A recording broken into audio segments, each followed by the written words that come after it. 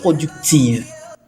Lutte contre le blanchiment de capitaux et le financement du terrorisme, la cellule nationale de traitement des informations financières a dirigé une série de formations dans ce cadre avec l'appui du Palais RAID. Objectif général, renforcer la capacité des notaires, des acteurs concernés sur la compréhension et la mise en œuvre efficace de leurs obligations en matière de lutte contre le blanchiment et de capitaux et le financement du terrorisme.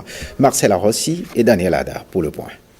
Lorsque vous ne respectez pas les dispositions, l'image de votre pays est détériorée, ainsi que l'image de vos institutions respectives. Martial Adjaï, expert près la Cour d'appel de Cotonou, réglementation bancaire et lutte contre le blanchiment de capitaux, vient de boucler ses sessions de formation. Avocats, experts comptables et notaires ont été ses apprenants. Je salue la participation effective et assidue des bénéficiaires des présentes formations, sans oublier le facilitateur, dont l'expertise a été bien appréciée selon les évaluations des participants. Ça nous permet d'être informés sur les éventuels pièges que nous pourrons rencontrer à l'occasion de l'exercice de notre profession. Les conclusions de l'évaluation mutuelle du dispositif de lutte contre le blanchiment de capitaux et le financement du terrorisme auraient révélé l'absence de mise en œuvre des mesures préventives par la quasi-totalité des entreprises et professions non financières désignées. La Corporation des experts comptables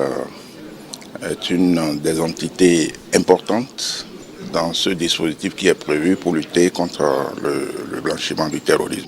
Il était donc nécessaire que les confrères soient informés des risques que nous encourons tous les jours dans l'exercice de nos missions. La cellule nationale de traitement des informations financières n'est pas un instrument de tracasserie des citoyens qui gagnent leur argent au prix de leurs efforts, mais plutôt une sentinelle de la bonne gouvernance. Il est à souhaiter que la formation des notaires, des avocats et des experts comptables qui s'achève aujourd'hui puisse contribuer qualitativement et quantitativement à la déclaration des opérations suspectes.